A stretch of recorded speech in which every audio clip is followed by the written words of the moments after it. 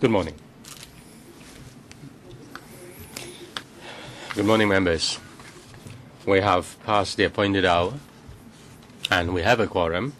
So the meeting is now called to order.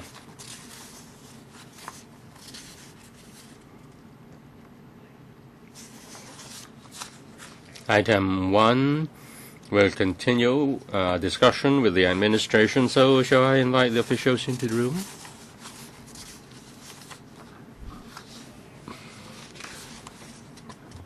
Well, as usual, I will declare interest. I own property. I'm an accountant, and my employer does provide tax advice, including taxation advice on stamp duty. But I myself do not participate in this kind of work. Ms. Abraham SHEK, Madam Chairman, I declare, as I have declared before, I represent the real estate constituency. I'm a listed director of a listed company, and the list of my companies are on the book of the Let's-Go. Mr. Andrew Leung, I declare that I myself and the companies I own may own property. Well, I declare I have companies and I own property, and my companies do own property. Yes, I make the same declaration. Ms. Emily Lau, I own property. Mr. Chen Kam Lam, my declaration is the same as Mr. Wong's. Ms. Ellen Leong, I own property. Mr. Tony Che, I own property, and I own a consultancy company which provides advice to buying and selling of properties. Mr. Jeffrey Lam, sorry, speaker is not coming through. I own companies, and I am a consultant of a companies which may own property. Mr. Orin Tong, speaker is not coming through. Well, I am involved in litigations involving purchase and sale of property. Yes, I've already talked to the Secretariat on members' views on declaration, and instruction by the Secretariat is that theoretically members have to declare interest before the meeting. So the declaration is up to members. The administration has already given replies to the concerns raised on the 17th and 7th of June, paper 1367, stroke 1213-02. May I invite the administration to introduce the paper, and then I'll ask members to ask questions. This is, please focus on redevelopment first. Yes, Ms. Wong, please. The paper is a reply to members when the Secretary for Transport and Housing came to explain to members the arrangement on BSD for redevelopment. And having heard members' views, we have now come up with a proposal to address members' concerns. The paper deals with the proposed mechanism. There are two major principles.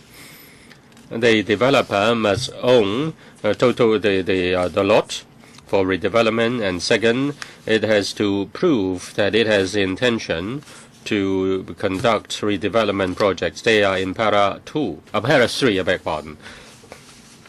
A, the developer has obtained ownership of the entire lot to be redeveloped, and the developer has satisfied any one of the following conditions. Number 1, Buildings Department has consented to the commencement of foundation works. If you have started the foundation works, you show that you will proceed with the redevelopment. The other condition, this is an or condition, the original buildings on the lot concerned has been demolished, and the Buildings Department has approved the building plan for the redevelopment project. If the developer fulfills either one of the two, and then we think we can refund the BSD. In comparison with our original proposal in the bill, the refund will only be given upon the first occupational permit. So the refund will be advanced by, say, 4 to 5 years, depending on the rate of or the progress of redevelopment. And that is for the refund for redevelopment. I would like to listen to members' views. If it is agreeable to members, and then the CSA will be drafted to implement this. Chairman, shall I proceed? Maybe you can continue. At the last meeting, we also addressed other outstanding issues.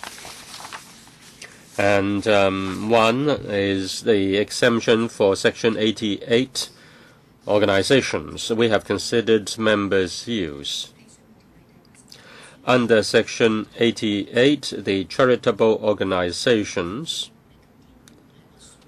do not enjoy tax exemption across the board. It's only limited to profits that are generated from activities carried out for the expressed charitable objective of the charity.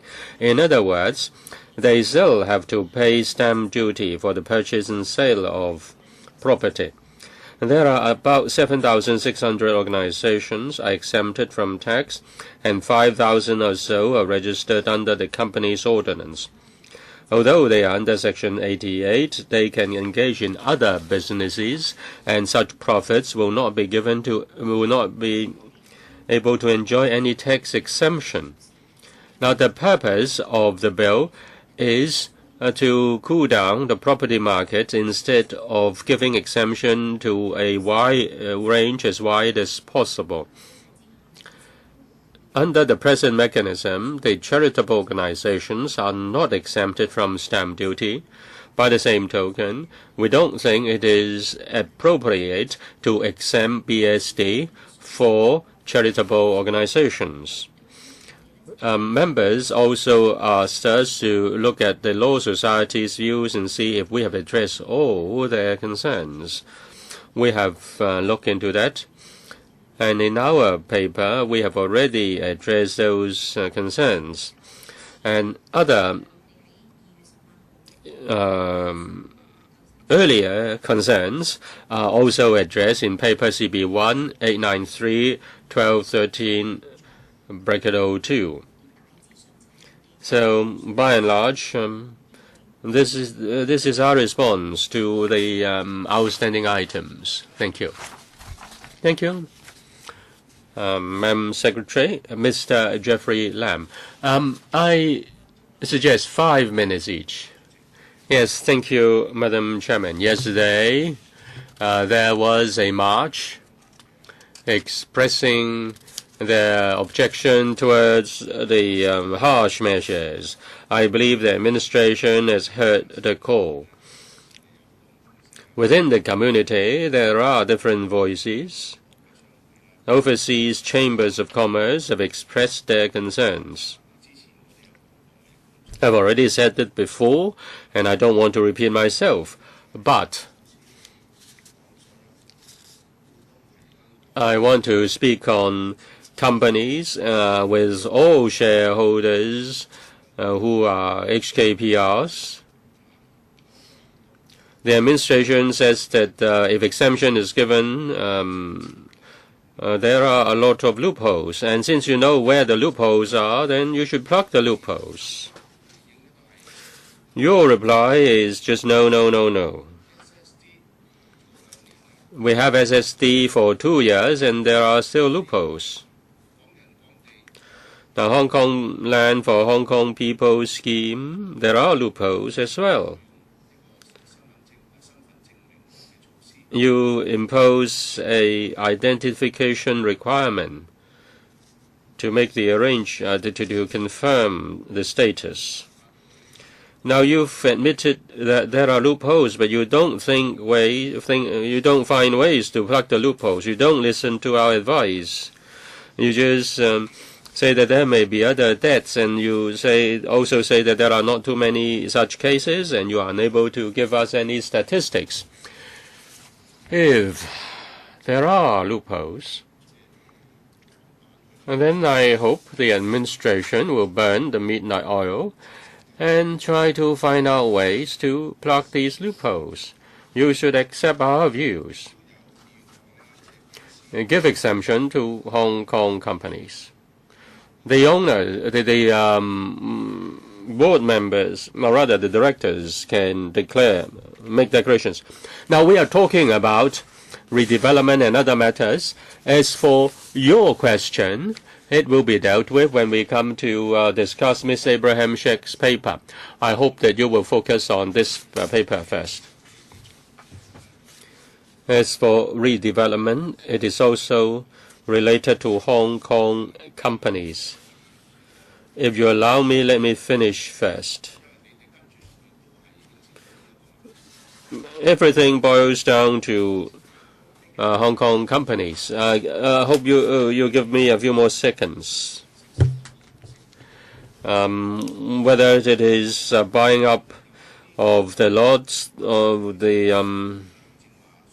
redevelopment, then you can give you can give concessions. But they are all Hong Kong companies. Assuming that you've given a compromise for redevelopment, now there are so many ways of buying property by Hong Kong companies. The government should address these issues comprehensively. You can't just say no all the time.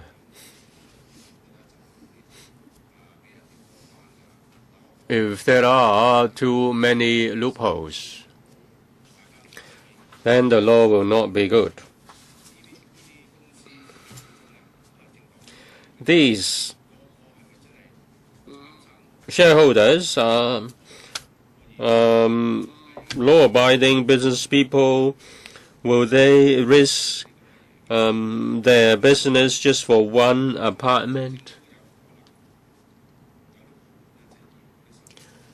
Some government departments just want to avoid the workload. Say if a company buys a flat as quarters for their employees, will you think along this line and make further amendments? DS, this paper involves redevelopment and the other issues that you have mentioned, and Mr. Jeffrey Lam talks about companies wholly owned by Hong Kong people. This is in relation to the next paper. Well, I would like to focus on this paper because I don't want all discussions to be about companies owned by Hong Kong people. So we focus on redevelopment first. I will give a brief reply and I will elaborate later. Well, apart from operational issues, that there are loopholes and whether the loopholes can be plugged, there are considerations on an operational level. But we would like to reiterate that we would like to abide by the policy intention and to send out the right message to the market. Mr. Lam mentions that, well, it's a company that engages in redevelopment. Why would we relax the restrictions and not for just ordinary transactions? For redevelopments, we have made it very clear at the outset that we don't want BSD to hinder redevelopment. Secondly, our current proposal is to ask for proof that the developer buys the lot for redevelopment, and it's only when those conditions are met that refund will be given. We will ask for proof. So the two are not contradictory. Mr. Tony Tse. In relation to redevelopment, the administration has proposed some fine-tuning, and I agree with it because it's in line with my original direction. They've taken on board good advice. I ask for members, I hope members will support it. Regarding charitable organizations, just now it's mentioned that if the profit is plowed back for charitable purposes, then they will enjoy exemptions from profit tax. If they buy property for charitable purpose, or is for the organizations used for charitable purpose, will they get a refund of the BSD? What is the stance of the administration? DS. I will start first, to be supplemented if necessary by the IRD. We've mentioned previously that in relation to charitable organizations, there is no restrictions that they can only engage in charitable activities. So they can still engage in trading activities in the property market. But if the activity is not related to charitable purpose, then they have to pay tax, stamp duty or profits tax. So it's not the case that the BSD aims to hinder them. When a property is bought, how can we define that it is for charitable purpose? It would be difficult for us to do so, because we do not ask them for the purpose of the purchase.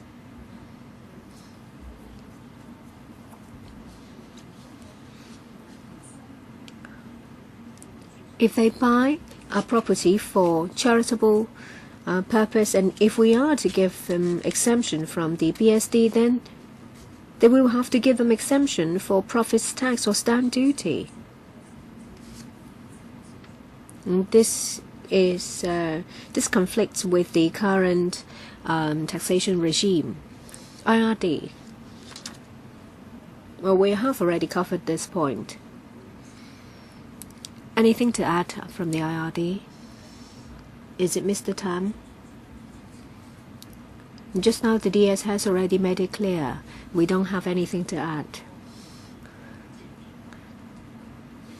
Chairman, the crux of my problem is that you want to curb speculative activities. And you also said that if the profit is for charitable purpose, then they will be exempted. But how do you judge that the profit is for charitable purpose? And just now you want to curb short-term transactions. In 3 years' time, say, you will see if the property was indeed bought for charitable purpose. And if that is the case, why can't they be given a refund? It's also about vetting. They have to go through vetting if they are to be exempted from profits tax. Why can't the same be applied in relation to BSD? Anything to add, DS? I'll defer first to the IRD. Mr. Tam?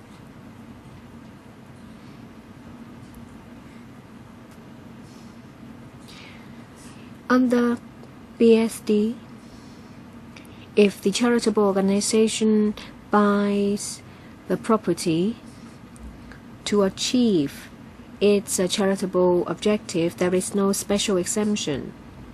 An exemption is only given when it's a gift. So our current proposal is in line with the existing mechanism. Yes, I understand, but we're talking about the special measure, an extraordinary measure in an extraordinary time. So why can't it be done? We're dealing with this bill. Yes. May I add that there are about 5,000 charitable organizations that are registered under the name of a company. So there is not much difference between a charitable organization and normal companies, and they can engage in property transactions in the market. And if we give them an exemption, then will we achieve the policy intent of BSD? If we want the BSD to be effective, we shouldn't be giving too many exemptions. Of course, we support the work of charitable organizations. So if they're given properties as a gift, they are exempted from BSD. Just one word. What I said is not a departure of a principle. Well, the administration thinks it's difficult. Of course it's difficult. That's why we ask them to consider it. It's whether it is the case, whether it is just or not. Mr. Abraham SHEK. These meetings are rather useless. I fully understand the stance of the DS. It's a policy. Well, if we don't have the secretary of the bureau to come here to explain, and only a deputy secretary comes to give explanations, I think it is rather disrespectful to us, and it's very disrespectful to buyers as well. The DS will only repeat again and again the current policy. Mr. Tony Tse has made his question very clear. The DS said the same thing in the document and the same thing in the meeting. You said nothing will be changed. We've had many meetings. What progress do we have? This is the 11th or 12th meeting. Mr. Tony Tse's question was a very good one. The DS said there are 7,600 organizations. It's not the case that they don't pay stamp duty. We're talking about BSD, an extra 15%. A lot of the organizations do not engage in speculative activities. They purchase the property for charitable purpose as quarters for their staff members who are working for charity. And Mr. Tse already said that you can look at what purpose the properties is used for over a period of time. And if it's not for charitable purpose, then you charge them the BSD.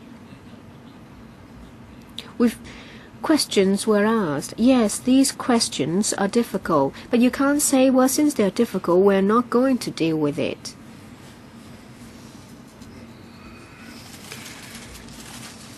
We're talking about the BSD. This is something new. We're here to vet the bill related to the BSD. We don't object to the BSD. We understand that the BSD is there so that Hong Kong people can buy Hong Kong property. But these companies are owned by Hong Kong people, not mainlanders or foreigners. You ignore us. You keep saying that if you buy a property, then you're a speculator and they're bad. But that is not the case. We have an honesty system. After the reunification, especially in this term of the government, you treat all Hong Kong people as thieves, and you are trying to exercise vigilance against them. We've made it very clear. These organizations are exempted under Section 88. These companies are not there to engage in speculative activities. They made an investment for charitable purpose. Why do you have to charge them 15%? Are they in a position to pay the 15%? Are you asking them not to engage in charitable activities anymore? It's difficult, yes. But you can't say it's too difficult for us to tackle it.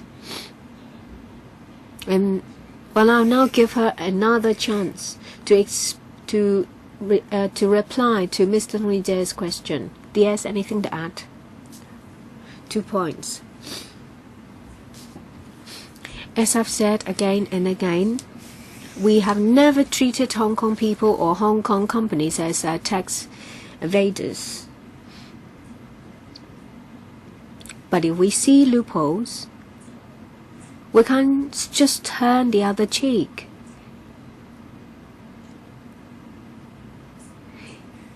We can't keep the obvious loophole in our bill. Okay, the first point is answered. Perhaps you will let the DS to answer first, and I maybe give you some more time to speak. And in relation to charitable organizations, we only exempt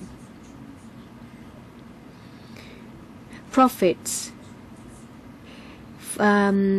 from activities carried out for the express charitable object of the charity. They can engage in other activities under Section 88.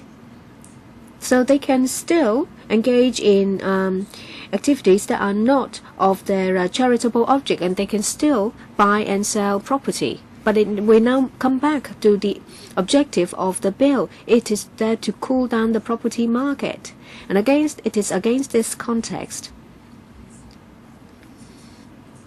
that we have to be very careful, because if we give exemptions to charitable organizations, then we will have to consider whether all other organizations will have to be exempted as well. Then we'll be giving more and more exemptions, which will then undermine the effectiveness of the bill. So it's not just about operation. Mr. Shek. Well, it's just like an MP3 clip. And she keeps saying that it's not that we can't do it, it's difficult. But we're talking about Section 88. There are exemptions. They are not there to engage in other activities, other property transaction activities, but charitable activities. Reverends or, men of the cloth received very little in return for their service, but they still have to have a roof over their head. And they are charitable activities. And you say that you don't treat Hong Kong people as thieves, but if you read between the lines, then you will know you're there to exercise caution against thieves. We want the bill to be a good one, an effective one. Charitable organizations will not be able to survive even if they have Section 88, if they don't get the exemption. Mr. James Toh. Yesterday there was a march.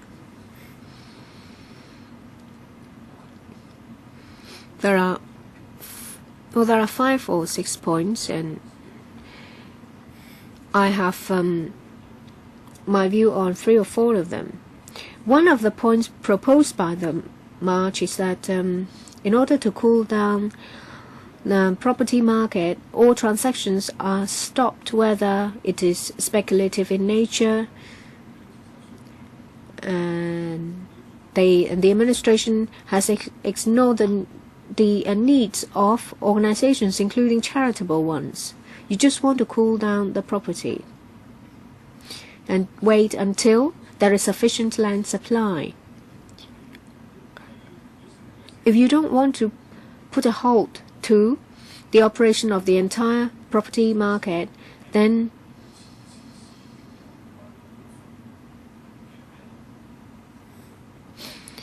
you just take out the part related to expressed charitable object.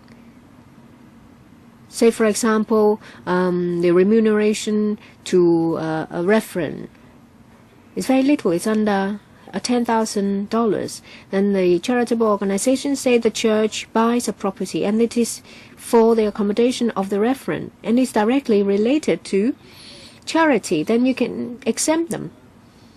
Just carve this part out of the other activities.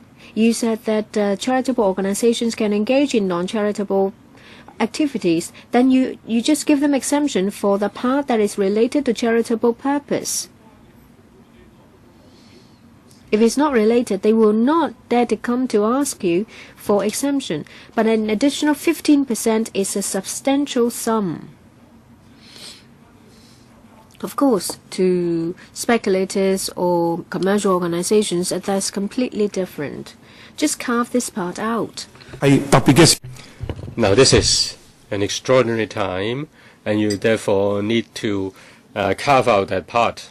You say that the whole society has to stop, has to grind to a halt, and all the credits will be given to CY Leung. Stop the operation of society to save CY Leung so that he doesn't need to step down earlier. This may not be your thinking, but the power that be is thinking about this.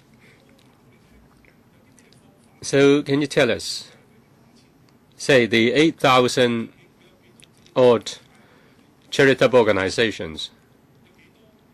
Or you can ask the HAB, how many of them are non-business organizations? And if they do business, then you don't exempt them.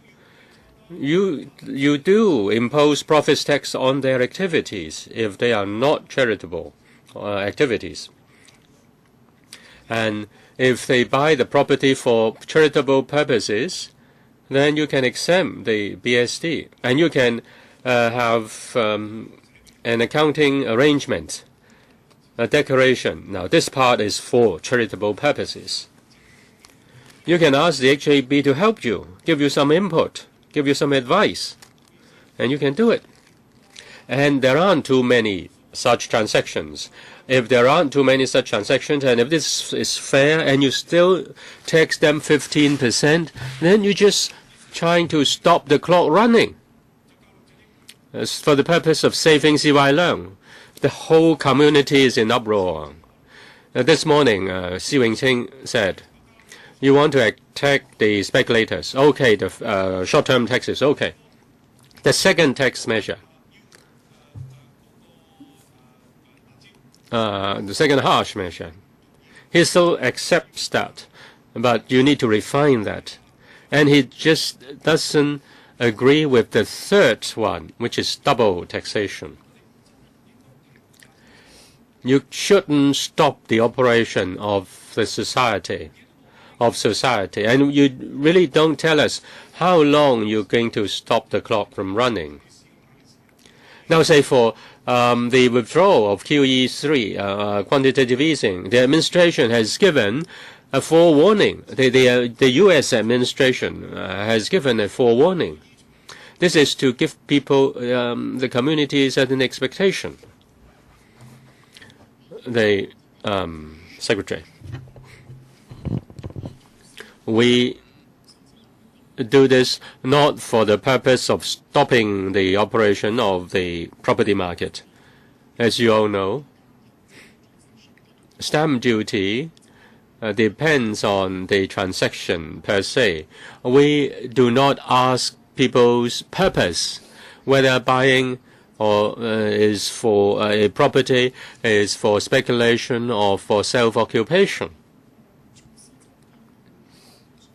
If the BSD is a demand management measure, then the starting point, or rather the exemption, was only given to property occupied by Hong Kong owned and occupied by Hong Kong residents. If we do not adhere to that, then the effectiveness of the measure will be severely undermined. As for the charitable organizations, I think the basis is similar to the arguments of Hong Kong companies. The government supports the work of charitable organizations, and if there is a gift, then that gift is exempted. Now, Chairman, it's very simple. Just find out how you can delineate the activity. You cannot just say that it is difficult and then you don't do it. Then you better give up your job. Let us do it for you. The question is how to delineate the activity, the transaction from a profit-making transaction to a non-profit-making transaction. Now, apart from difficulty, I think there is another thing, which is message. No, that's wrong. It is just to stop the community from any activity. It is just to stop the community from any activity to save CY Leung. We have never said that we want to stop the market from operation and save somebody. Now, if people want to buy property, people can still buy property. We just remind them they need to assess their own capability. We don't stop any transaction. But what about the charitable organizations? That is necessary. They need to buy property for charitable purpose. You just want to save CY Leung. Well, let the Secretary answer the question. As for charitable organizations, we've already explained that. Maybe the member knows that many charitable organizations want to buy property now. Well, we don't want to comment on that. Now we need to be careful about the external, the international economic conditions, a low interest rate factor. When you buy property, you need to think more carefully, and we don't want to dilute the message. Now the Shek keeps saying that the BSD is to cool down the property market. To put it simply, that is to reduce the overheating caused by speculation.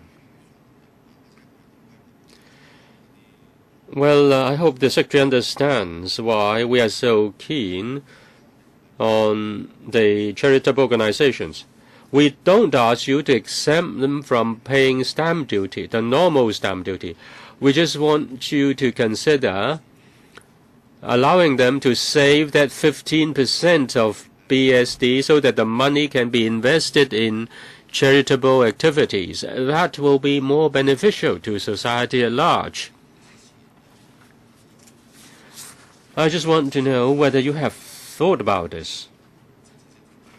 When you gave us the answer in your paper. Now the charitable organization have to pay stamp duty.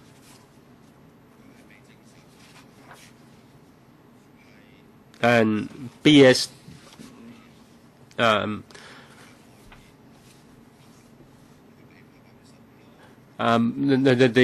charitable organizations will have to pay normal stamp duty. And then they don't need to pay BSD until they are approved to have bought this property for speculative purpose. If they buy it for speculative purpose, then you can ask them to give you back the BSD. But if, say, they buy a piece of property for, say, an elderly home or a children home, or home for the disabled, why should you tax them?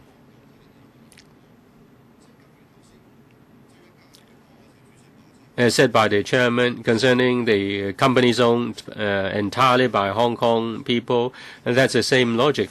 We don't want overseas buyers to speculate in the property market of Hong Kong so that the market cannot cool down. In answering Mr. To's question, you say that the administration has no intention to force the Hong Kong property market to grind to a halt because of this BSD. Normal transactions should go on. Now this one has a smaller impact then giving exemption to this part has much smaller impact than giving exemption to the companies owned by wholly owned by Hong Kong people. I think the administration has overlooked one important factor. You want to stop speculation so as to cool down the market. If a charitable organization buys a property for charitable purpose, they're not doing that for speculation. Therefore, they are not the target. They are not the target of the BSD.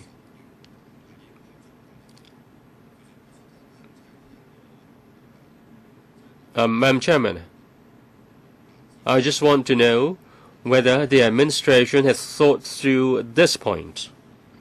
And if it has, what is their thinking? What is their logic for achieving a contrary conclusion? In fact, we have already thought it through, as said by Mr. Leung. Any company, any organization, including a charitable organization, in buying a property, we don't ask that organization, or we don't stop that organization for buying the property for profit. Section 88, charitable organizations are not barred from buying a property for profit.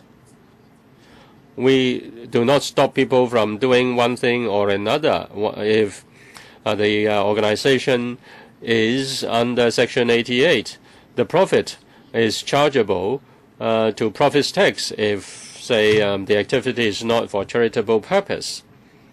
Now, the stamp duty is based on the transaction rather than on the purpose of the transaction. We don't impose any restriction on profit or on any purpose. Now, as far as the charitable organizations are concerned, they are no different from any company in this regard.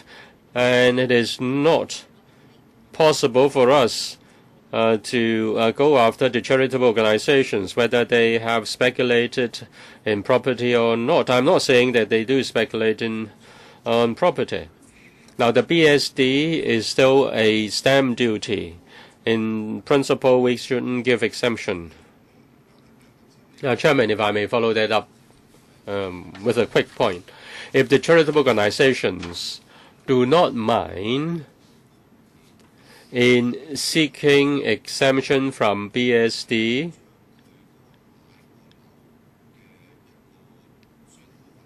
although it's not required by law, say, the charitable organization makes a declaration. Now, this is for quarters, for a church, for a place of worship, say, or for a kindergarten.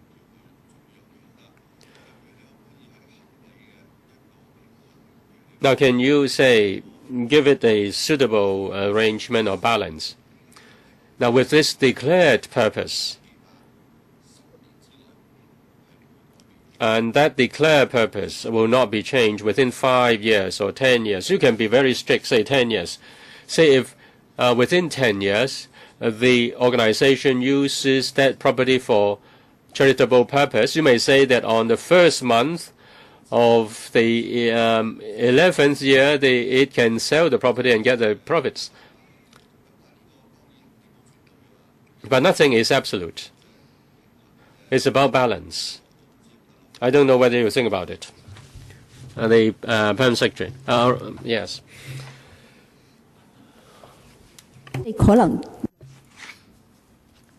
Perhaps by then the charitable organization will think that we are unreasonable because we will impose a restriction on the use of the property for a number of years. Perhaps at the beginning they buy the property as a quota, and then a couple of years later they want to change the use of the property. Maybe they have already sold the property for profit and we wouldn't be any wiser. Perhaps charitable organizations may have a different view. That's what my question was, assuming that charitable organizations would like to get the exemption of BSD, and they are willing to do so. Of course, if they're not willing to do so, then they will have to pay the BSD. Mr. Wong Ting Kwong. Yes.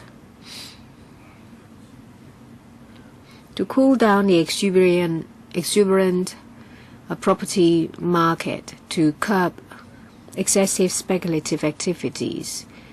And I believe that is something that most Hong Kong people will support, but it doesn't mean that you have to stifle the development of the property market. Mr. James Toh talks about safe CY Leung. Well, that's not the way to discuss policies with the administration. If you want to rectify the situation, you don't have to go over the top.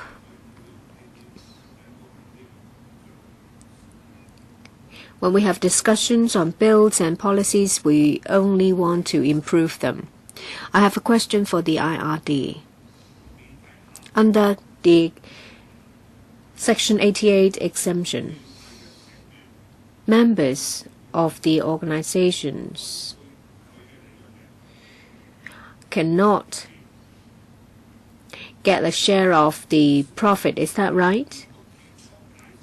And if the organization disband,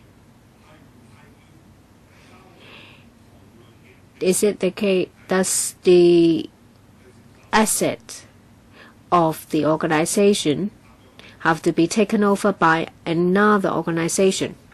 Who is to take this question, Mr. Tan? Mr. Wong's right.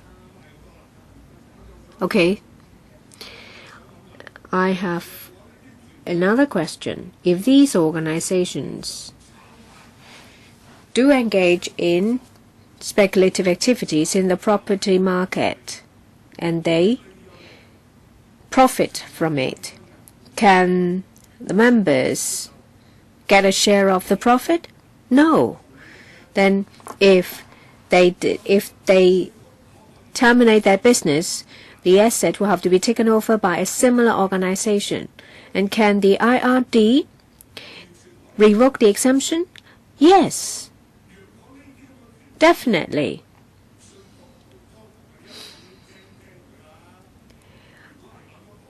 Well, if charitable organizations profit in this way, of course, the administration and the IRD would have revoked their exemption under Section 88. Please don't switch different concepts. We don't object to the administration's attempt to cool down the exuberant property market. But don't muddy the water. A word of advice for the administration. Please think very carefully. A lot of members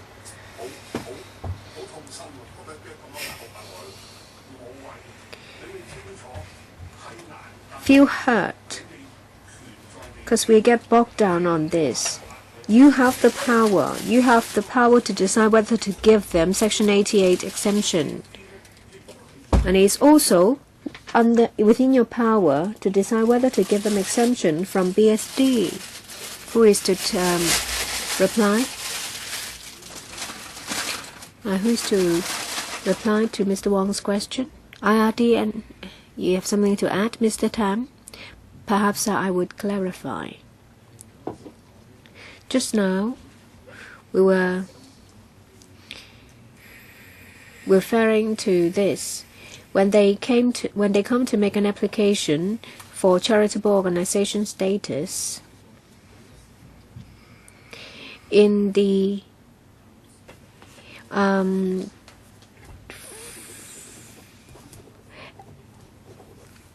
article of memorandum of association, they will have to set out that in case of disbandment, the assets will have to be disposed of in the following way. And so then they set out the arrangements. But what Mr. Wong meant was that individuals will not be able to get a share of the profit.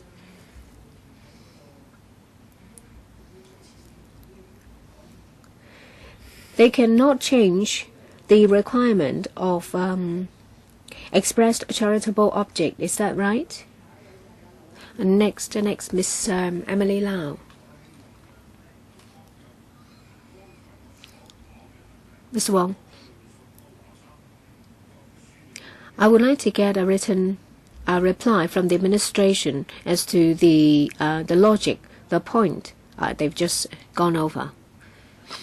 Miss Emily Lau. This bill and the other one that you're related now come to this. At the beginning of June, you expressed concern.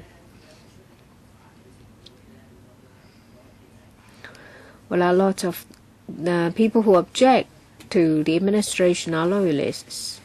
Or is it the case that the administration has no one to turn to because they are deserted?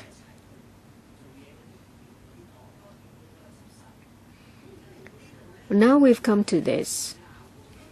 Even members of the EXCO object to your proposals. And yesterday, when they talked about tens of thousands coming to the march, and the police, of course, as usual, said several thousands. And in Tuen Mun, there are hundreds, thousands of people taking to the streets. I was told by the public that they're very angry. At the beginning of this month, I went to the Canadian Chamber of Commerce, and there was a forum on harsh measures on non-domestic, non-residential properties, and they talked about the contravention of the basic law. It's not necessarily the case that we are bickering. It's not the case that we object to everything. And taking the words of Mr. Lam Mun Kwong, don't kill the innocent. If you just want to target speculators, then find a way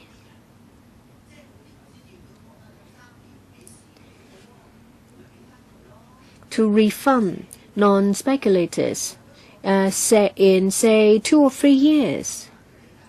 Well, you set down the objective, but there may be some people who object to you, but others support you because they think that something has to be done. I just don't understand why the administration fails to explain everything. And well, we're not filibustering. Perhaps if there is filibustering in Bills Committee, it won't be as damaging as others. Well, I fully understand that the DS is in a plight. She's only a civil servant. And they say that most of the proposals actually come from civil servants because secretaries of bureaus are not very familiar with these matters. But you have to first understand the wish of political parties and chambers of commerce. And I heard from yesterday's march that some people have not done a deal in several months. You put in place these harsh measures. You want to help Hong Kong people. You don't want to stop Hong Kong people from buying properties. But the result is that prices stand high, and people, genuine users or people who really need to buy a property, cannot do so. And if you cannot explain the issue, then let us know, and next time ask the Bureau Secretary to come to explain. There are voices in the council to ask you not to catch everyone. You have to leave a way out so that they will get exemption or whatever. I don't know whether in the end it will help the market. But of course, for genuine users, we would like to help them buy property. But what we see is that property prices still stand high. So it's not very effective. So what on earth is this policy for? So is this your final decision? Administration, you cannot convince members, or what is your actual consideration? First, I'll address Ms. Lau's view. We continue to listen to views of stakeholders and members. And that's why we have revised our proposal in relation to redevelopment, because we don't want to catch the innocent. And is it the case that the market comes to a complete halt? If you think back, say October last year or February last, had it not been the two measures, the increase in property prices may be even higher. No one knows. But we would like to cool down the market, and the property prices are not just affected by our measures, maybe the ultra low interest rate and a basket of other factors. I don't believe that we will be able to change the market completely with just 1 or 2 measures. We would like to exempt genuine users, genuine Hong Kong buyers. There are exemptions. And for other investors, companies, it's not the case that we stop them from buying properties. It's just that we've added to their cost.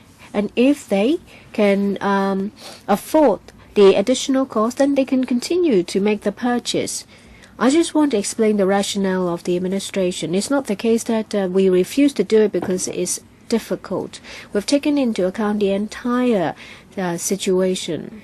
We're not trying to find the most exemptions and to give them. Whatever we do, we don't want to contradict our policy consideration and inadvertently undermine the effectiveness of the bill. But your policy objectives is not to target genuine users. If after a few years' time they are found to be genuine users, why don't you give them a refund?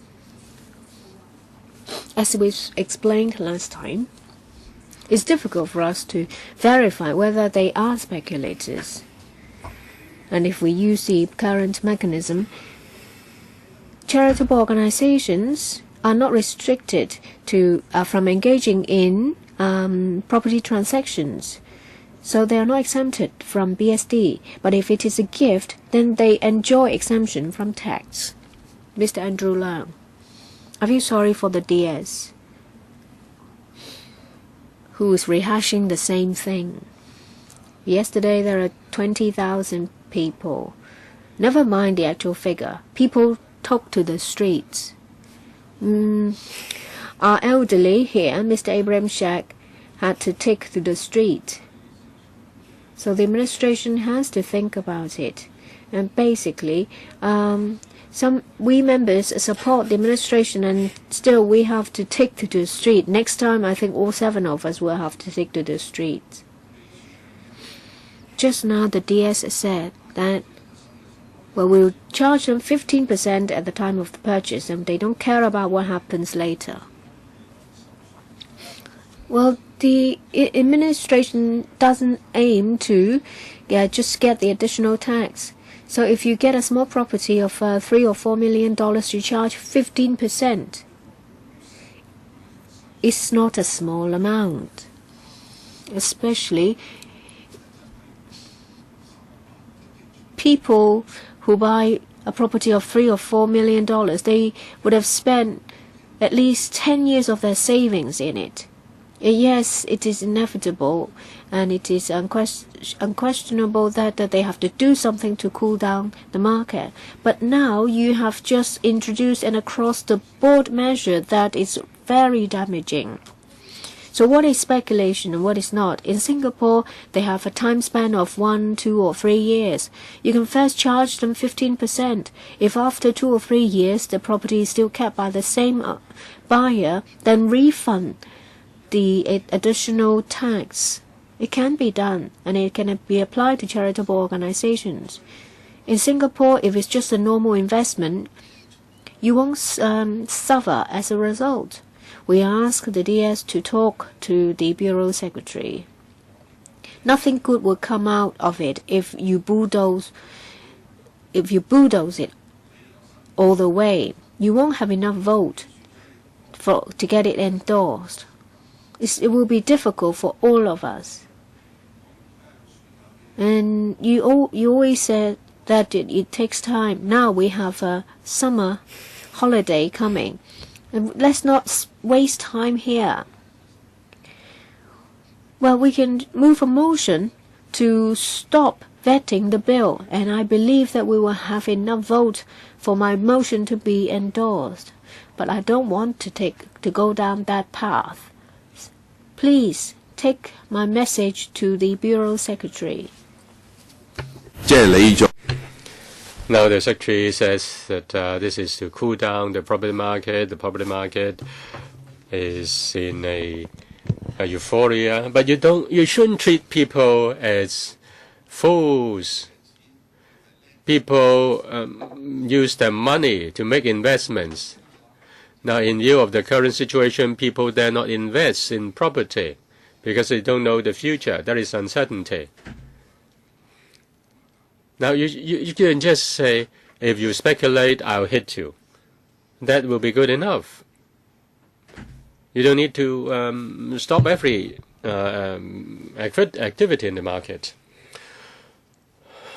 Well, I don't want to ask for I don't want to move a motion for suspending the study of the bill. I've already done that for the next bill, for the bill which is being considered next door. The Secretary, I've heard Mr. Leung's view. Ms. Ann Chang. We all know that the administration wants to cool down the market. There is a series of measures. Substantial increase in stamp duty has made life difficult for the trade. The trade finds it difficult to adjust. The administration, therefore, has to consider the matter carefully. The administration has to reconsider whether it's being too hasty. I think it's a good thing if the administration considers cancelling the tax. Well, let me come back to BSD.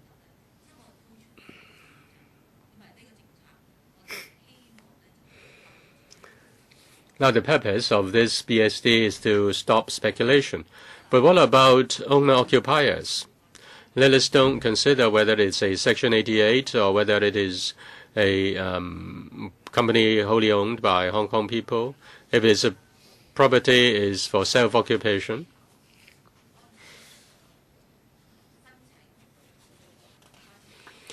can the IRD give a refund upon application by the owner? One has to go through the bureaucracies. Anyways, the IRD watches over people's tax matters. We need to trust people. People are honest. Say if it is for self-occupation, say for use by employees, for use by directors of the company, then there should be a refund. And say the refund can be given, say, within a certain period of time. Or the property is held within a certain period of time, then there will be a refund.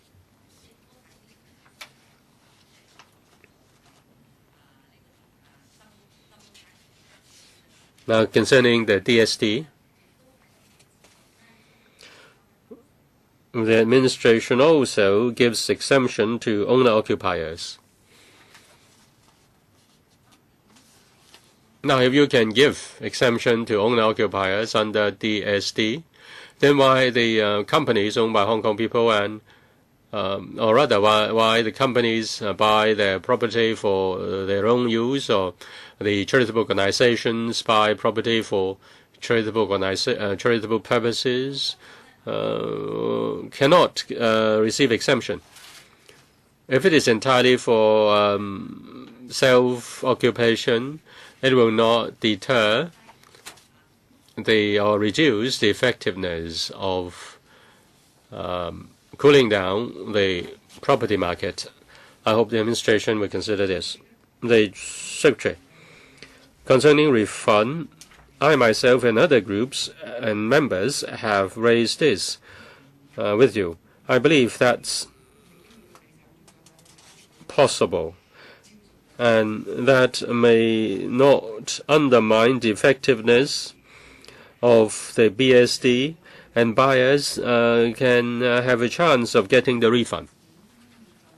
As for the refund arrangement, we are considering that. You're still considering refund? Yes, indeed. But I want to address a point concerning DSD, why exemption is given to owner-occupiers. I want to take this opportunity to repeat this point. We separate companies from individuals. They are different entities. Now, under BSD, if exemption is given as well, then under DSD, we assess whether it is an owner-occupier property. Now, there is no need to pay DSD. if we exempt a company from the 15% BSD, then here they buy a property. Under a company, they don't need to buy BSD. They don't need to pay BSD. And then when they buy a property in personal capacity, then they don't need to pay DSD. So they can dodge both taxes. That's why I say they need to prove that it is for self-occupation. If you have to give a proof, and if you makes a false declaration, that's cheating the government. That's an offense. Well, people only claim the tax refund if they are using the property for their own good. Mr. Wu Chi-wai, this morning many have discussed the point on charitable organizations. The administration is adamant. The administration says that if there is a different arrangement for charitable organizations, that will undermine the overall policy of the administration. I want to know what exactly is this overall policy, overall consideration.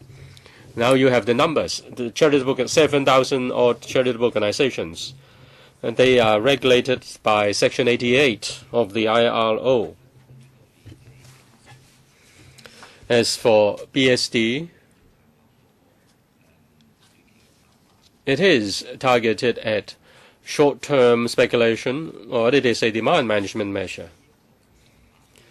Do you think that once exemption is given for charitable organizations, exemption is given to charitable organizations, then the whole policy will collapse?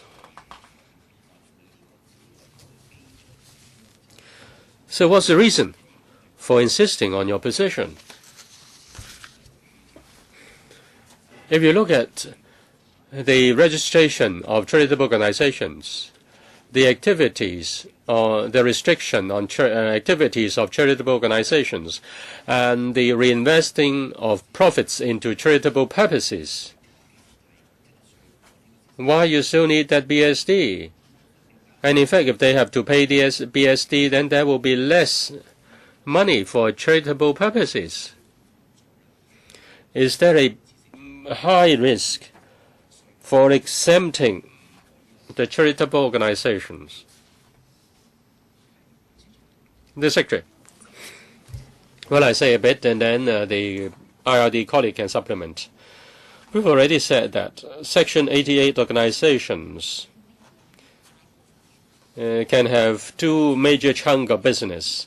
One, a charitable business. The profits can be exempted from this. Profit tax can be exempted.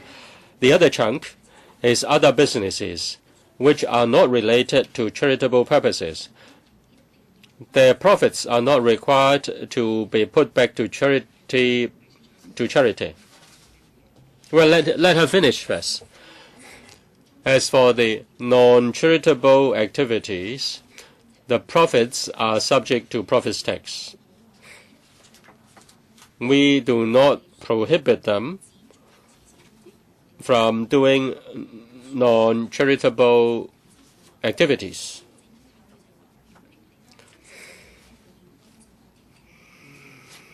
If you look at Section 88 organizations, there are 7,000 of them, and among which more than 5,000 are companies. Whether the property is for staff quarters or whether the profits for selling the property is for charitable purpose, these are no different from other companies. If we exempt charitable organizations, then other companies may require the same. And if we open this floodgate, then the effectiveness of the BSD will be undermined. Mr. Wu. according to the secretary, she is worried that if exemption is given to charitable organizations, then other companies may require for this exemption. But it's very clear that, well, in fact, I have dealt with charitable organizations. If the charitable organizations engage in business that departs from the purpose, that departs from charitable purposes or charitable objects, then the IRD will challenge the exemption. The secretary said that the business can be separated. Now, if they are to operate things outside charitable purpose, they have to set up a different company. I think the IRD has to clarify this. Now, many charitable organizations are registered under charitable company ordinance, and you just catch everybody without any discrimination. Ms. Chow can supplement. Let me clarify this. If need be, I'll ask the IRD supplement. Section 88 organizations have to engage in charitable activities, and the profits will be plowed back to the charitable organization for charitable purposes. As for non-charitable activities, such profits will be taxable. If most of the activities are not related to charitable purposes, then the Section 88 status can be withdrawn. But the charitable organizations can engage in a certain, to a certain extent, non-charitable activities, and the withdrawal of the license depends on circumstances. So, you expect that if exemption is given to the charitable organizations, then charitable organizations will engage in speculation of property, and that will undermine the effectiveness of the BSD. Is it your expectation? It's not our estimate. They can't do it even in this day. And if they want to speculate in property transactions, they can do so. So under the existing mechanism, they can engage in property transactions. Mr. Chen Kam-lam. The issues covered today have been covered many times in past meetings. We're all concerned. And we would like the administration to make some concessions in relation to these suggestions. And basically, we accept the revised proposal related to redevelopment, but there are still some points that are unclear. In the document, it says that the 6-year period can be shortened to 4 to 6 years. Is it going to be 4 or 6? If it's 4, say it's 4. 5, say it's 5.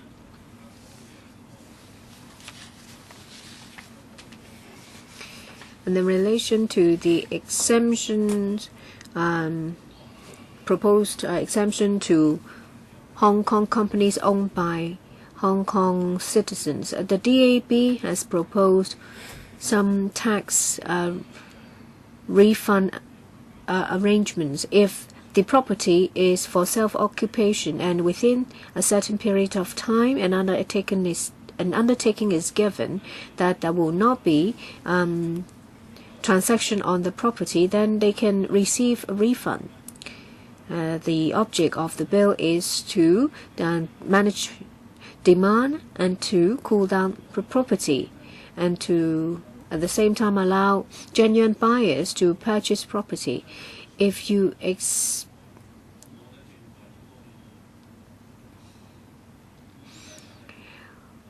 Well, if you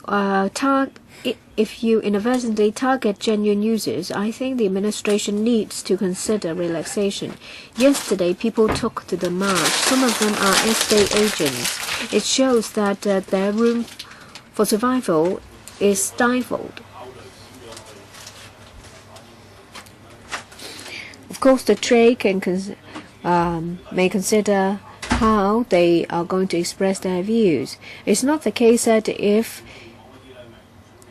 people take to the streets, then it means they have deserted you. You're deserted by all. People are entitled to their views. They have the freedom to express it. Loyalists are pragmatic. We give them, the administration, their support when there is worth their while, and we will voice our objections when it's unreasonable.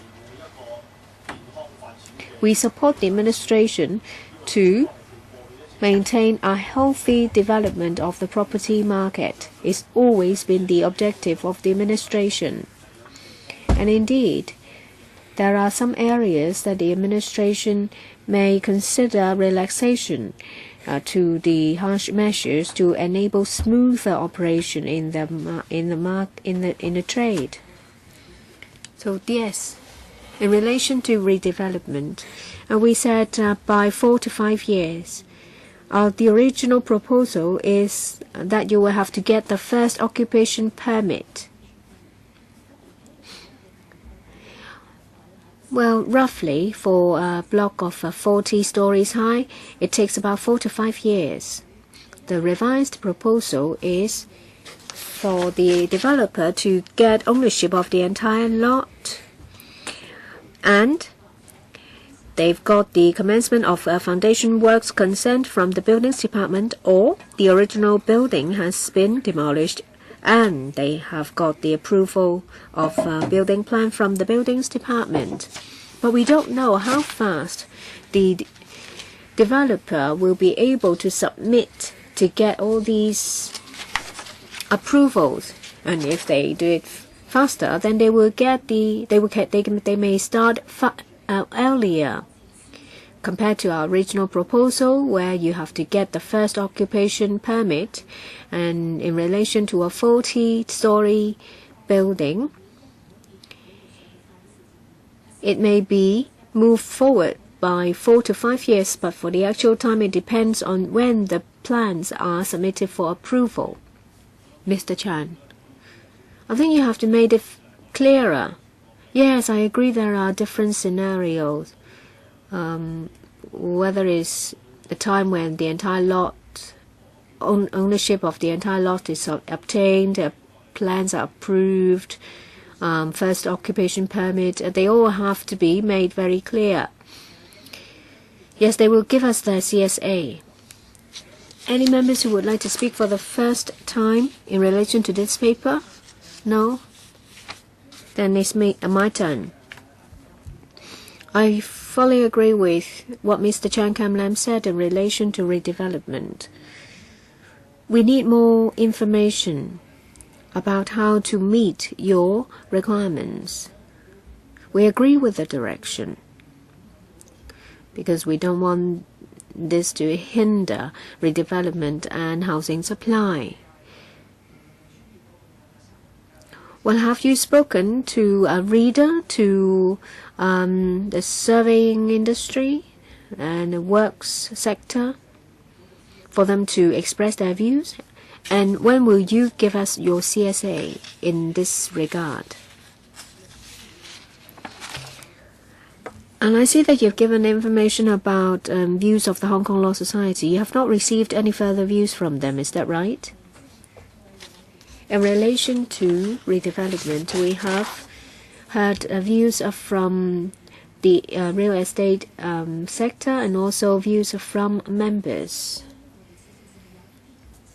We are working out the details of the CSA. Once we're ready, we will give them to the committee. On both occasions, when we answer questions in relation to views of the Hong Kong Law Society, they have got a copy from us, and I believe that so far they have no further views. So, in relation to exemptions to charitable organizations, we have discussed about this a number of times. And the issues have been covered, whether the innocents will be caught, whether the administration will consider self-occupation of properties by these charitable organizations, and whether there will be a refund mechanism. From the administration, they admitted that it's difficult. But this is not the major consideration. The major consideration is in relation to the message sent to the market about the determination of the administration to combat, to cool down the exuberant market. So I think the conclusion is that no one is convinced. And the administration will continue with the original judgment, or will they reconsider? If they don't reconsider, then we will all remain unconvinced.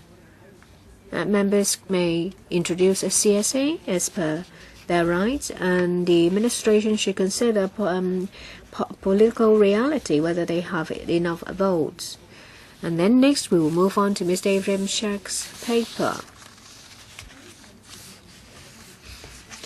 In relation to charitable organizations, we have already covered all our considerations in the paper. So that will be your final stance. Yes. So members are fully alive to the current considerations of the administration. Now we'll stop at this paper and we move on to Mr. SHEK's paper. Mr. SHEK, now I don't want to discuss my paper yet because it's rather complicated. We only have half an hour. That's not enough. Never mind, we have another meeting. Then you will be giving more time to the administration. I wrote a letter to the administration on the 24th of June.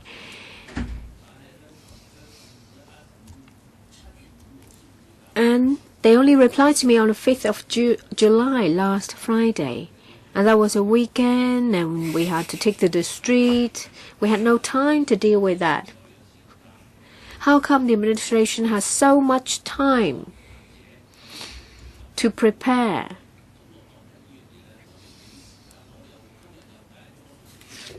And I've tabled a paper. I replied to the administration's response, and I hope that we will deal with it next time. I still have a lot of questions to ask. If we rush it through, this is not something a legislator should do. And Mr. and Miss Emily Lau said I was filibustering. Sometimes it's not our choice. We're forced to do so because the administration fails to answer our questions. Miss Emily Lau and the group are very good with things like this. We're being pragmatic.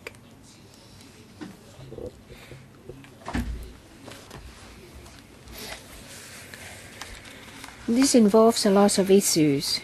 I have a lot to say in relation to redevelopment, and I have a lot to say in relation to views of the Hong Kong Law Society. I don't believe the administration can tackle all the issues with just one paragraph. They have not addressed all the issues of the Law Society. They just set out all the papers, and that is not an answer. Then I would like to ask why they have failed to answer. And I would like to know how they address to the views of the Law Society. It's not the case that we will automatically accept everything. It's not that we can just simply move CSAs. That is a different stage. But if we have a different principle and we have a different ideas, then we won't even get to that stage. It's not about representing the real estate sector or Hong Kong people, or whether we support the administration's attempt to cool down the market. This time round, the administration is completely impotent. Yes, Mr. Shek, your view is very clearly expressed, but I would like to continue to ask questions. I'm the chairman. I have the duty to ensure the smooth the meeting is conducted smoothly, but I'll ask members to not repeat what you have said before, but if you have some new points, you will be allowed to ask questions, and I will ask the administration to answer. And if in the end both sides remain unconvinced, then we will have to let the vetting process to continue like in the past. Mr. Shek, you can rest assured that you will be present when we discuss your paper in order to be fair to you. Chairman, Mr. Shek, do you have something to say? Some questions in relation to redevelopment. No, a point of order. The administration has not answered. How come they only wait till the 5th of July to reply when I sent them a letter on the 24th of June? How come the administration can do that?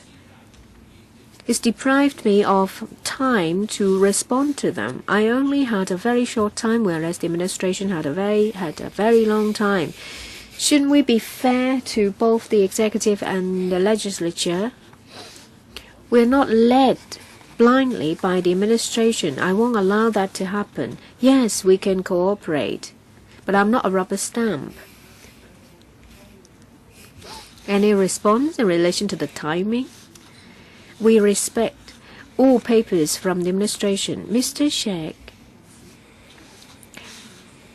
cited some examples, some specific examples, and we need time to look into them. We can't just give an answer off the top of our head. We used about 7 working days. Both us and the IRD will have to carefully consider members' points before we give a reply. In relation to responses to the views of the Law Society, we have set out their views together with our responses. It's not the case that we have just answered it with just one paragraph. We have given 2 papers on this. We have taken on board some points of the Law Society, say, for example, in relation to some properties, and we will move for CSAs. And on the 3rd of June, we have personally replied to the Law Society, and we had an exchange session. Mr. Shek, you mentioned about redevelopment. Do you have some suggestions for the administration? Now, I think your question is rather insulting. You asked me whether. Oh, please continue. I am an expert when it comes to redevelopment, so of course I have suggestions. I don't want to offend the DS. She is a very good civil servant. She only reads out from her script. Do you know what the redevelopment is? You talk about 100% ownership.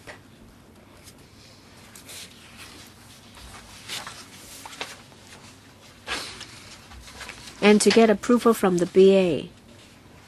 Do you know that there are guidelines?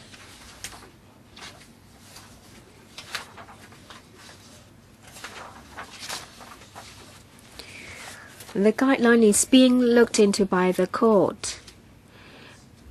Now, in the past, if you submit a plan, the BA can approve the plan.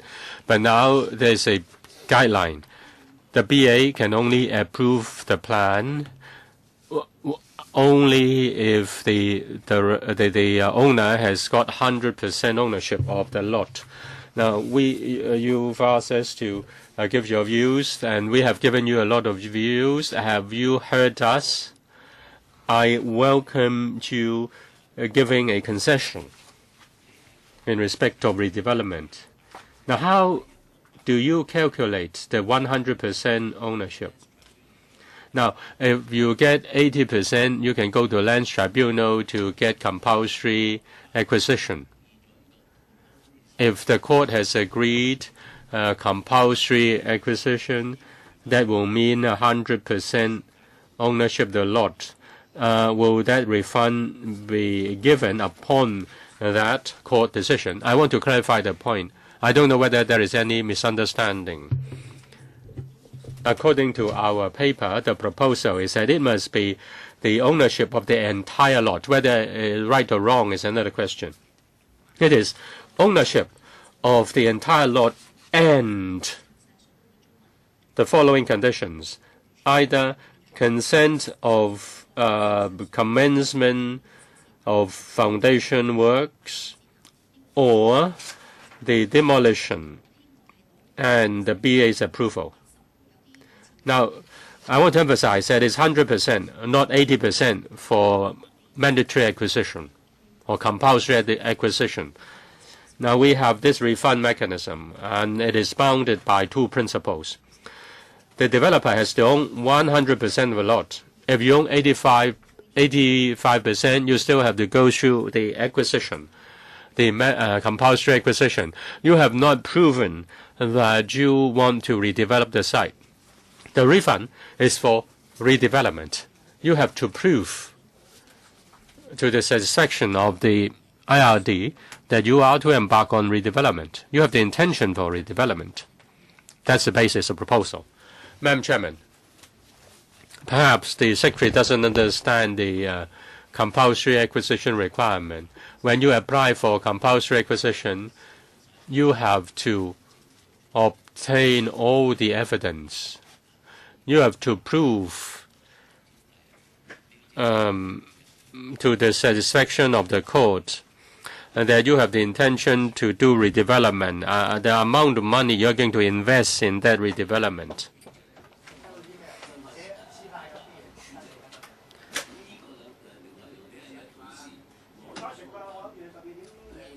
And you need to get BA approval, and demolition are two different things.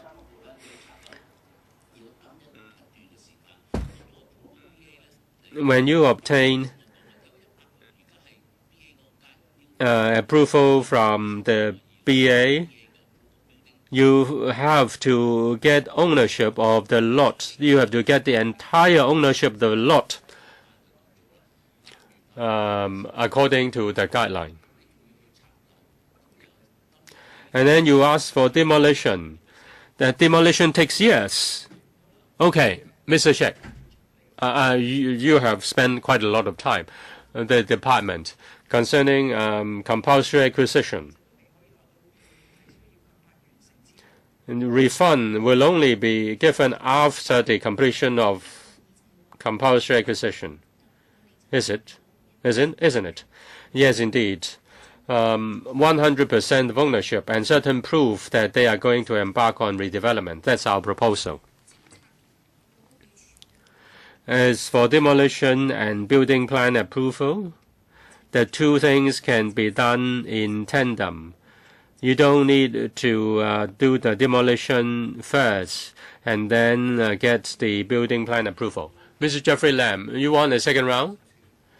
Madam Chairman, I agree with some of the words said by Ms. Emily Lau.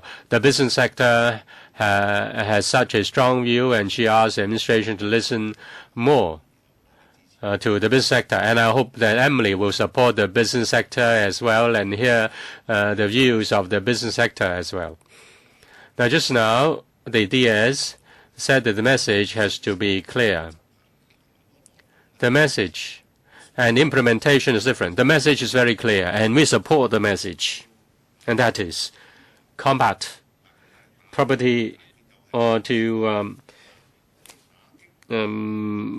dampen property prices.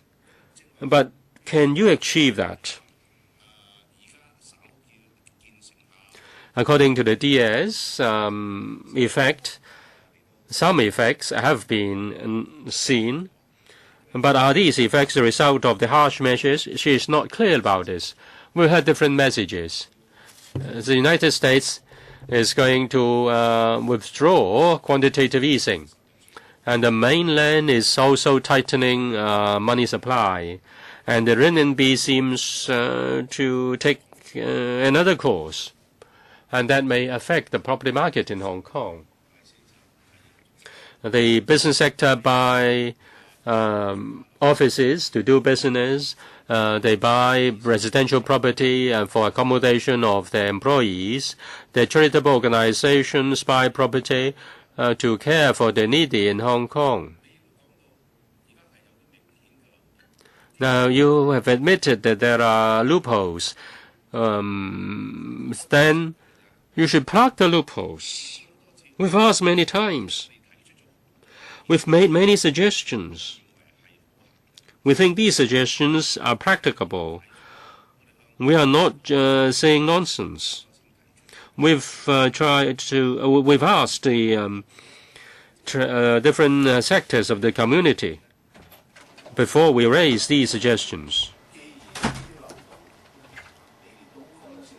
Now, since you're so clear about these loopholes, and these loopholes are so obvious, how are you going to solve these, plug these loopholes? Now, you say that there is no solution, but we believe there are solutions to solve these loopholes. The question is, you don't talk to us. How can we solve this problem? The DS, as the last point concerning loopholes. Well, in fact, we've given examples to members why the loopholes can't be plugged so easily. The chairman says that we shouldn't discuss that, therefore we don't specifically mention that. We are to discuss Mr. Abraham SHEK's paper. This loophole includes giving exemption to charitable organizations. It's not just the business sector. It's not just about companies owned by Hong Kong people. You have not addressed our question. Say if company wholly owned by Hong Kong people, that includes a charitable organization. Among charitable organizations, do you distinguish charitable organizations only wholly owned by Hong Kong residents or partly owned by HKPR? Now you have the Hong Kong land for Hong Kong people, then you accept Hong Kong PR ID card as the proof. Then why can't you accept Hong Kong companies? Secretary, I think you can you can speak on the loopholes in respect of this paper so that we can understand your thinking. As we said, why we can do it for Hong Kong land for Hong Kong people, that is because we base it on the individual, the natural person. As for companies, corporate persons, there are many ways to transfer ownership without our knowing. As for the loopholes, Mr. SHEK has a different view. That's exactly in the paper. We have provided a detailed explanation. As for charitable organizations, there are 2 points. There are 5,000 odd who are registered under the company's ordinance. So the charitable organizations are the same as companies as far as the loopholes are concerned. And it's also about the continuity of the policy and also the message. I'm disappointed. Now, the company owners are persons, are natural persons, are human beings, and you don't treat them as human beings. I am disappointed. Well, I have no intention to say this. As far as the operation of the company is concerned, the company has many ways to go through the loopholes. But it's not that we don't regard the owners as human beings. I want to ask whether Mr. Tony Che has any further questions to ask in respect of this paper. Well, I may be slow in learning, Madam Chairman. I think the DS has answered, the DS says that she has answered the question, but I'm not able to understand her arguments and how her arguments can address my question. In Hong Kong, we're rather special. Now, in North America, in Europe, they welcome investments, foreign investments. But in Hong Kong, we say we don't welcome foreign investment. But we are talking about charitable organizations. We have a yawning poverty gap, and we don't allow the charitable organizations to come. The charitable organizations have to pay tax.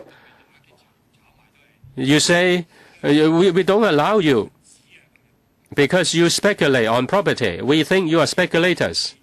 But we say, for the charitable organizations, they can have tax exemption as far as profits tax is concerned.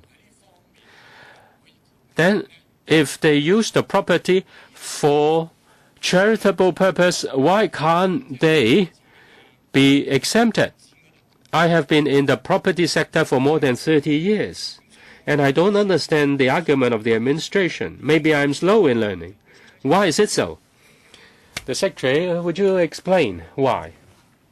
Well, to put it simply, charitable organizations under Section 88 are not barred from engaging in non-charitable businesses. So they can do any kind of property transaction. But I don't say that they speculate on property. Today, they can still buy and sell property, and they are not exempted from stamp duty. By the same token, as far as BSD is concerned, if exemption is given to the charitable organizations, then are we saying that charitable organizations can do this? And we don't limit the purpose of buying and selling property by charitable organizations. We don't look into that. And we cannot guarantee that they are doing this in line with charitable purposes. In this regard, they are the same as other companies. Therefore, as far as the message is concerned, we cannot exempt the charitable organizations. Then why should they exempt profits tax? Well, let me reiterate. It's only in line with charitable purpose. If they engage in other business which is not in line with charitable purpose, then there is no exemption. Madam Chairman, that's I don't understand. They buy and sell charitable purpose. They buy and sell property for charitable purpose. That's my point. That's my point. I think they should be exempted just like profits tax. You look into that transaction and see for what purpose that transaction is done. And why can't that be exempted? Well, let's don't waste our breath. I've already stated my case. According to my understanding of the reply, apart from difficulty, you're concerned about the message and you insist that giving exemption, you send the wrong message. The administration relax on combating the buoyant property market. So, all in all, they don't want to make any concession. Mr. Wu Chi-wai. Well, the point is very simple. I've heard the reply from the DS. She is not going to consider giving exemption to the charitable organizations. Members, as far as I heard, cannot accept imposing BSD on charitable organizations.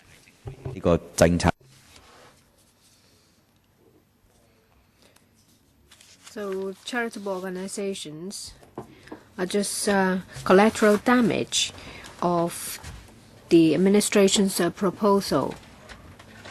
The scenario you have in mind, will it surely happen? Has there been cases where charitable organizations engage in short-term property transaction? They are subject to Section 88 restrictions. Of course, they are not just like any other companies, but they are collateral damage. We won't accept that. We won't allow that to happen. We find it unpalatable. Yes, we've heard members. Mr. Abraham SHEK, also Section 88.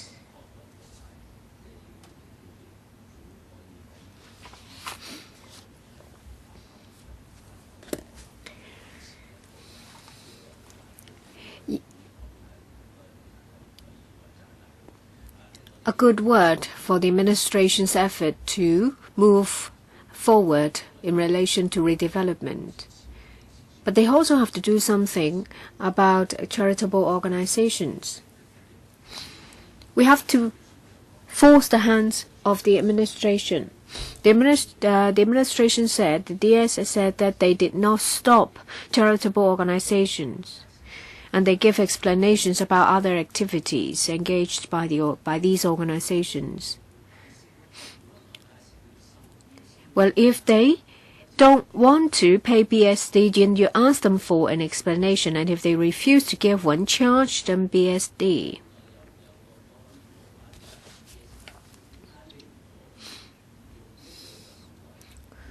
Why can't you refund charitable organizations similarly if they can prove that the properties are not for speculative purpose?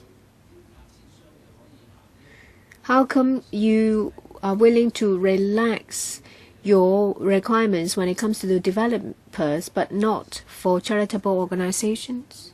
I don't understand. Well, actually it's been explained many times. No, but there has not been any explanations when they will give relaxation to developers and not to charitable organizations. Do you treat them all as thieves or speculators? That's why you guard against them. Well, we don't equate charitable organizations to speculators. And two is back to our policy intent. It's not that we give a more lenient treatment towards developers, but BSD is not there to stifle redevelopment. And we've heard views and we've taken them on board, so we revised our proposals. Whereas for charitable organizations, well, back to the policy intent, we don't want to undermine the effectiveness of this policy. Mr. SHEK, we just want to do something more for charitable organizations. We represent over 3 million voters, whether it's small circles or what sectors. We've never been so united before. But the administration just blindly opposed to the suggestions of members. We represent 3.2 million voters. We see that we can see that if even with relaxation, charitable organizations will not abuse the system. You just give them some relief. Well, previously, I've asked whether it is your final stance, and this is the 12th meeting. I don't want to be accused of filibustering. We've already covered a lot of points that were covered before. Well, if we don't receive any further information from you, then this paper will represent your final stance, and members will consider their position, and the administration should also consider whether they have enough votes. We still have one more paper to discuss. The next meeting I propose to be at 2:30 on the 15th of July, and we will have a discussion then. I won't be here on the 15th, I told you. Just now you said 19th. Between the 11th and the 19th, I won't be here. I only come back on the 21st. No, I try to make an arrangement. I told you. I won't be here on the 15th. I've spent a lot of time and effort on the papers. I have other things to do. Well, your information shows that you won't be available on the 19th, and I immediately made alternative arrangements. Well, I come back on the 21st. And I would like the paper to be discussed on the 22nd. But before the 19th, you are here. No, I told you I only come back on it after the 21st.